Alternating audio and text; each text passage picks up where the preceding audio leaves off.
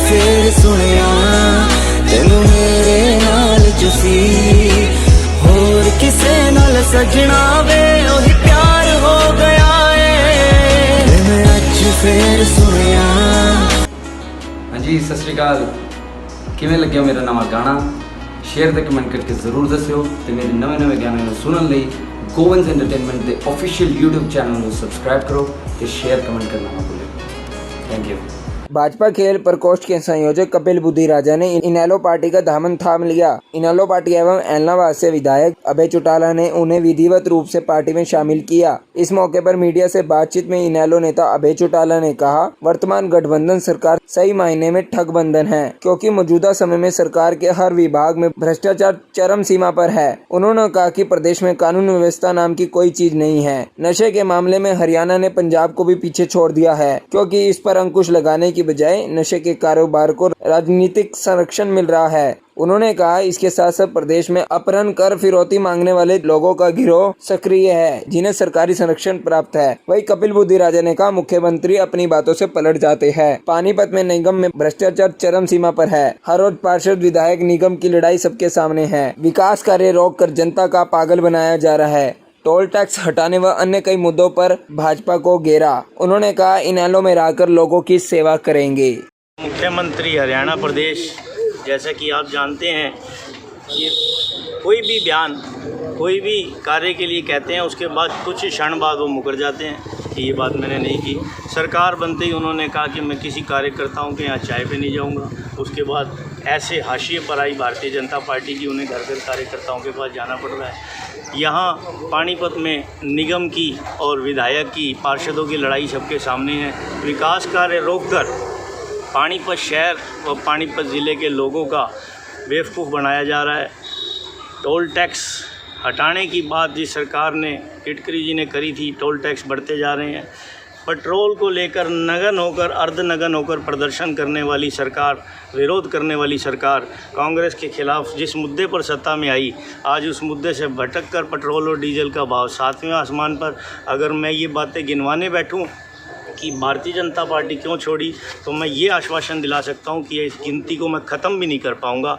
ये मेरे निस्वार्थ फैसला था जनता के हित के लिए कि हम जनता की हक की लड़ाई लड़ें, और हम अब और अन्याय होते नहीं देख सकते। और इस कारण से हमने भारतीय जनता पार्टी को छोड़ा और इंडियन नेशनल लोकदल को चुना, क्योंकि चौधरी ओम प्रकाश चौटाला और अभय चौटाला एक सत्य बोलने वाले व्यक्ति हैं, दिलदार व्यक्ति हैं। विधानसभा में भी जब बोलते हैं और गरजते हैं तो वो अपनी बात रखते हैं। वो ये नहीं देखते कि उनका नुकसान हो रहा है, पार्टी का नुकसान हो रहा है, सत्ता से दूर जा रहे हैं, मगर सत्य ज़रूर बोलते हैं। चौधरी अभय सिंह जी की इस बात से प्रभावित होकर हमने इंडियन नेशनल लोकदल को ज्वाइन किया, और इंडियन नेशनल लोकदल के साथ मिलकर मैं चाहूँगा कि पानीपत शहर के अंदर मैं और मेरे साथी मेरे कंधे से कंधा मिलाकर इंडियन नेशनल लोकदल को मजबूत करने का काम। बीजेपी में क्या थे आप? भारतीय जनता पार्टी में मेरे पास जिला संयोजक का पद था पिछले 5 सालों से। किस चीज़ का? कला एवं सांस्कृतिक प्रकोष्ठ में, इसको मैंने छोड़कर इंडियन नेशनल लोकदल। पूरे प्रदेश में जब से बीजेपी की और जेजेपी की गठबंधन की सरकार बनी, नाम तो गठबंधन दिया, लेकिन मुझे जब इस सरकार बनने के बाद पहली दफा आप जैसे साथी रूबरू हुए, तो मुझे पूछा कि इस गठबंधन की सरकार के बारे में आप क्या कहो। मैंने उनसे कहा था, ये गठबंधन नहीं, ये स्वार्थ है, ये ठगबंधन है, सरकार में ये गिरोह है। जो भी कोई गिरोह बनता है वो फिर लोगों के गाढ़े खून पसीने की कमाई को लूटने का काम करता है। आज कोई भी डिपार्टमेंट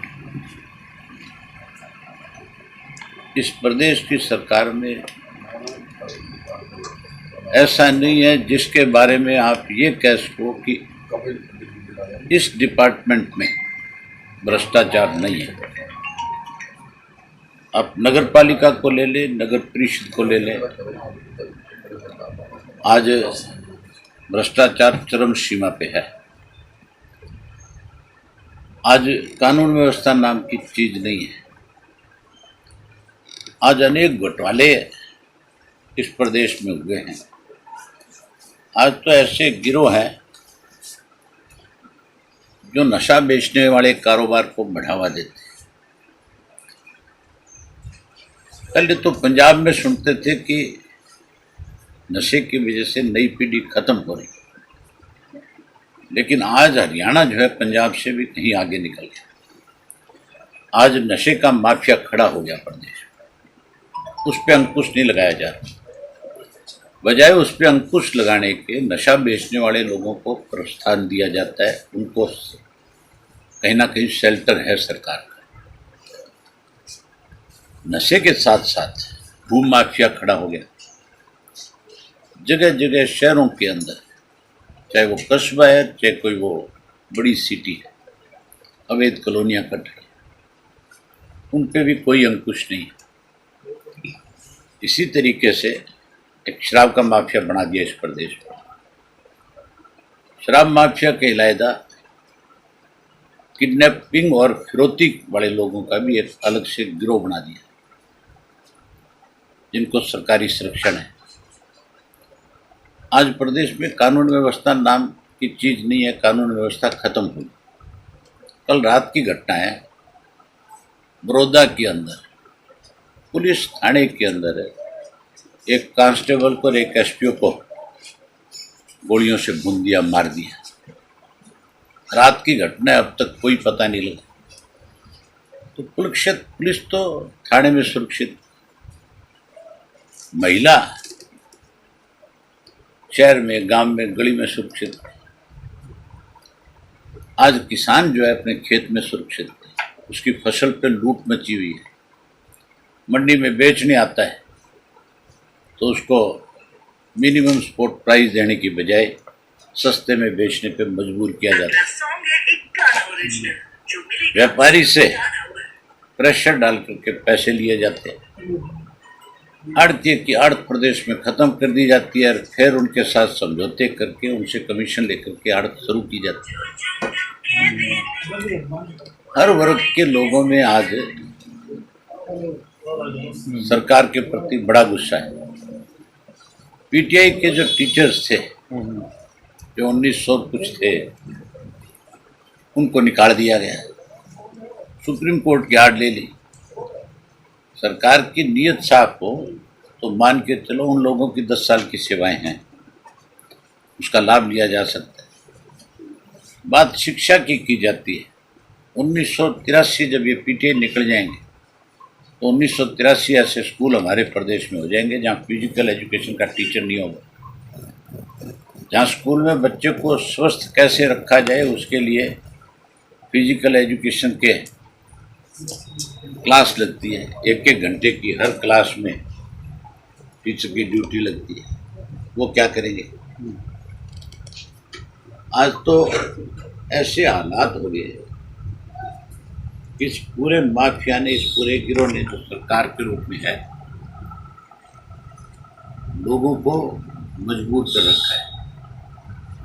अगर इसी किस्म के हालात चलते रहे तो मुझे लगता है कि लोग इस कोरोना की महामारी से, जहाँ आज कहीं इससे सोशल डिस्टेंस बना करके रखे, मजबूर होकर के लोग सड़कों पे आएंगे। इस सरकार को, जैसे आज पीटीआई के लोग सरकार में बैठे लोगों का घेराव करते हैं, वैसे आम जनता इनका घेराव करे।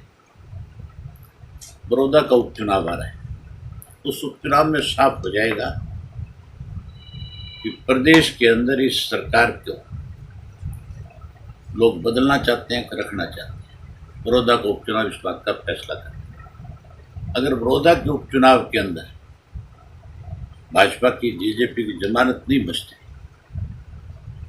तो फिर इनको स्वेच्छा से इस्तीफा दे देना चाहिए, मध्यवर्ती चुनाव कराने चाहिए। अगर ये फिर भी लोगों के मैंडेट को नहीं मानेंगे तो इंदिरा गांधी का जो हाल सन 1977 में हुआ था, उससे भी ज़्यादा बुरा हाल इस भारतीय जनता पार्टी के देश प्रदेश में। अभी भ्रष्टाचार मुक्त का नारा देकर बीजेपी सत्ता में आई थी। पानीपत की बात की जाए तो नगर निगम घोटालों का गढ़ है पानीपत में, और बीजेपी के जो मेयर हैं, उन्हीं के जो पिता पूर्व मेयर है, वो धरने पे बैठ जाते हैं कि जो भूमाफिया वो सक्रिय हो रहा है। केवल एक पानीपत नहीं, पूरे प्रदेश भर के अंदर नगर परिषद के अंदर एक माफिया खड़ा किया गया है। मैंने बताया ना आपको कि हर डिपार्टमेंट में एक माफिया पैदा किया गया जो इन घोटालों को अंजाम देता है, जो पैसा इकट्ठा करता है और मिनिस्टर तक पहुंचाने का काम करता है और मिनिस्टर फिर उसको अपना संरक्षण देता है, उसको बचाने का काम करता है। आज आप मेयर के बाप की बात करते हो कि उसको धरने पे बैठना पड़ता है। इनके अनेक एमएलए जो हैं उन्होंने स्पीकर को ये शिकायत करी कि इस सरकार के अंदर हमारी कोई सुनने वाला ही नहीं है, एमएलए की सरकार में कोई सुनने वाला नहीं होगा, तो फिर मान करके चलो ऐसे लोगों की ताकत बढ़ जाएगी। यही कारण है कि आज भ्रष्टाचार बढ़ रहा है। जिनको कहीं बरगला लिया था, जिनको गुमराह कर दिया था, आज मैं उनके पास जाता भी, मुझे मिलते भी हैं, मेरा उनका आपस में संपर्क है। राजनीति में कोई ये थोड़ा ही कि कोई किसी का विरोधी हो गया तो दुश्मन हो गया। राजनीति में कोई किसी का दुश्मन नहीं, कोई किसी का गहरा मित्र भी नहीं। हालात के मुताबिक लोग अपना फैसला लेते हैं। अब हर व्यक्ति को इस बात का एहसास होने लग गया कि फाइनली ही इंडियन नेशनल लोकदल पार्टी और चौधरी ओम प्रकाश चौटाला एक ऐसे व्यक्ति हैं जो इस प्रदेश को आगे बढ़ा सकते हैं, आगे ले जा सकते हैं, जो चौधरी देवीलाल की नीतियों को लागू कर सकते हैं। आने वाला कल फाइनली है। विधानसभा में लगातार